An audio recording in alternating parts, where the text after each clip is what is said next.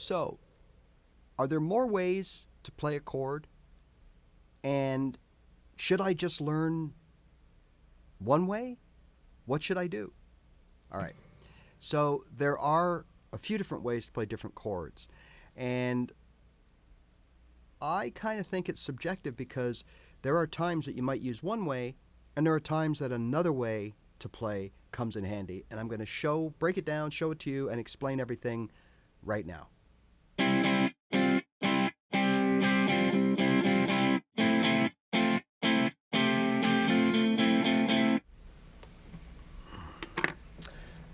All right, so as you saw at the top of the video, we played a basic chord progression, and we, for the most part, played the chords the way we're taught, the way the book shows us, and all that kind of stuff. Now, as we progress in our world of learning songs or writing songs and playing chord progressions and just playing our guitar, right, we are going to realize that sometimes there's different ways that we can play a chord. So I'm not one... Even though I didn't know any better when I started, I know better now. I'm not one to like one specific way to play a chord if or when there are options. Because a lot of times there are options for a reason, and it's because it makes things easier when you look ahead. Now, as a beginner, you're not really looking ahead, right? It's all about survival and what can I do today to sound better than yesterday on the guitar, right? So as you saw at the beginning, we started out with a standard G, and we went to an E minor with those two fingers, okay? And then a C, and then of course we played our A this way. Now as you progress, as you start learning songs and start seeing certain chord progressions that come up over and over again, you might see something like G to A minor, or G to D. Okay, no problem. And remember, when I say learn chords in a key, within the same key, right? There's a reason for that, and that's because the way songs are written, they're written from chords within the same key. There are some exceptions, but for the most part, that's how songs are written. Now, if I know how to play an E, and I say, hey, I know how to play an E, and I know how to finger it, and I know what strings I have to strum, yes, there's my E chord. But if I don't know how to finger that E chord on the fly within the time allotted, then I really don't know how to play the chord. I know how to play technically what the chord is, but I can't play it along with other chords. So really, I don't know that chord. So if I say I know two chords, now that's going to mean that I can play one chord, and I can transition to a second chord, and then back to that first chord. That's what I mean from here on out when I say I can play chords. Well, I can play four chords. Oh, what are they? Well, they're C, G, A minor, and D. Okay, so C, G, A minor, D. Yes, I can play four chords. So that's what I mean moving forward. And when you know how to play two chords, it means you can transition either way back and forth. Three chords, you can transition in any combination between those three chords. Okay, just to get that straight. So in this case, we played a G, which is the way they taught us to play, and then we went to our first two fingers for the E minor. Now, let's focus on the G. A lot of you that have seen other videos of me and playing, you'll notice that I often play my G this way.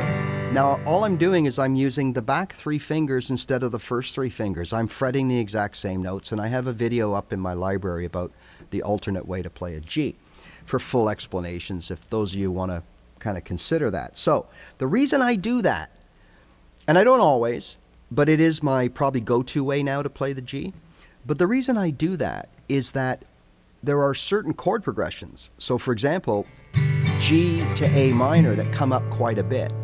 And I just find it easier to play with my back finger and leave this trigger finger here ready to do a couple of things. One, go to that A minor.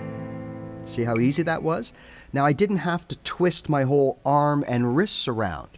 And as a beginner, when you transition from one open chord to the other, Usually, the more movement there is, the more likely, or with anybody, even intermediate players, the more likely you are to make a mistake. If you are taking an E chord from here and combining it with a B chord from here, that's a lot of real estate to cover, okay? And we are prone to make mistakes, okay? So that's why.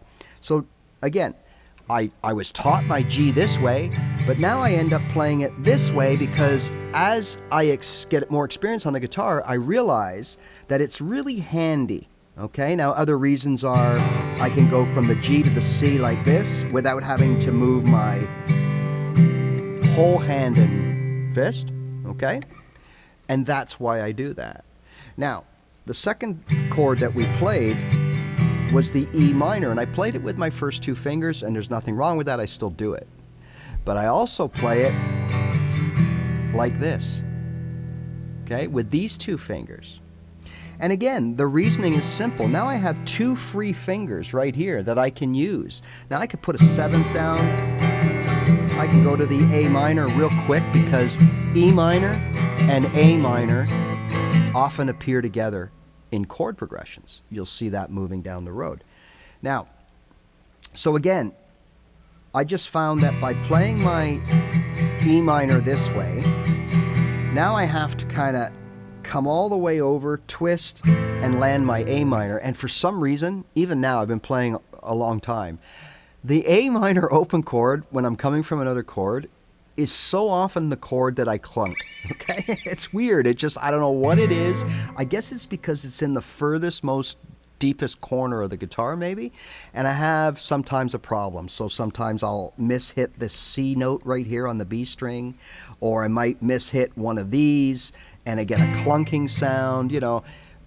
Maybe it's just me, right? But I just find that by using my middle fingers, it creates kind of a balance in my hand. So I can go to these different chords a lot easier than using here, which forces me to kind of make a lot more movement, right? So that's the G and the E minor. Now, I still play them and encourage you to do the same in both ways. I just kind of now have the ability to pick and choose which way works better for me, okay? Now let's look at the A. Now, we're taught to play it this way, and rightly so. It gives us a nice tight sound, right? Now, remember, for some of us though, or some of you, I'm okay because I've got relatively short and thin fingers. So I can fit all three in a perfect line, no problem. Some people have larger fingers and they just can't do it. So now you're going to find people using like the D shape. So they're playing, this is still an A, no problem. They're fretting the right three notes and they're playing the 5 strings, but they're making a different shape to do it because they just can't fit their fingers in there, right? Now, for those people like that, you can bar, so you can play your A this way.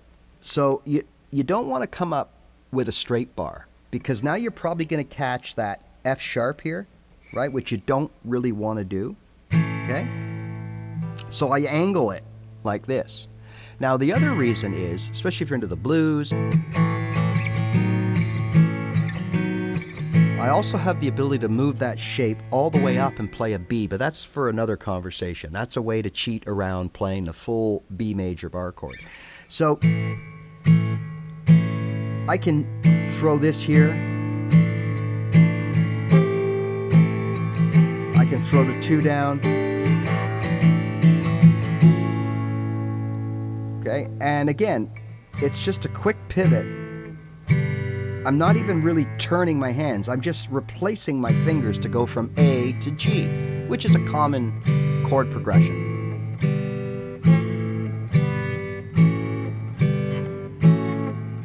Okay? I just find it easier than that. So as you move forward, there are going to be some other examples, whether it's chords played up the neck, whether it's certain types of triads or power chords or bar chords. There are going to be certain ways that you'll finger those chords to get the job done. And it's usually because it's not so much about maybe trying to change the voicing of the chord. It's really about what's next for fluid movement in your chord progressions.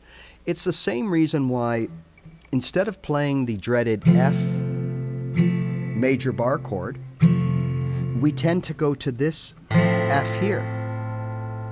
It just seems to make more sense. In the key, we have these chords, G, C, F, C, G, F. And look how simple that is to move.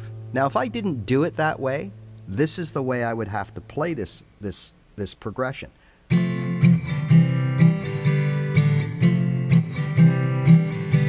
A lot of movement.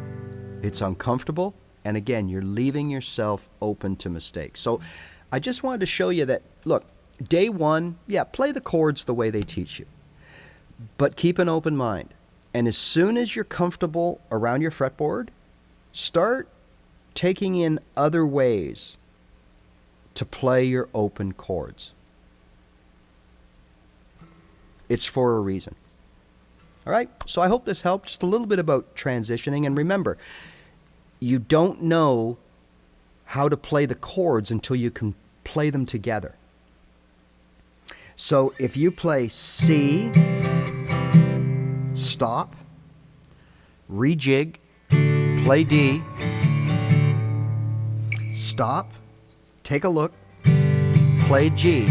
Okay, you really can't say, you can say you know 3 chords, but you don't play 3 chords. In order to say you play 3 chords, it would be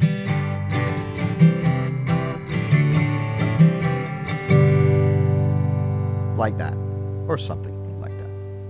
Okay?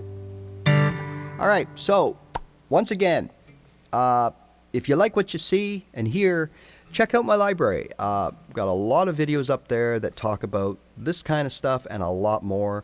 Try to keep it simple, and I'm all about getting you from beginnership to playing your first songs in as little time as possible. We deal with the basics, and we deal with people that have never played a note of music before in your life, really, for the most part. Now, that's one misconception. That's for another conversation, but you do not need to be a musician in order to play the guitar. Okay? All right. If you like what you see, please hit the subscribe button. It gives you alerts as to when I go live, which is quite often. And also, it shows support for the channel. And that's what it's all about. We're small, but we're growing. And if you have any questions, comments, inquiries, requests, concerns, or you just want to say hello, by all means, respond to one of these videos, and I get back to everybody. All right? Thanks a lot, and remember, just play your guitar.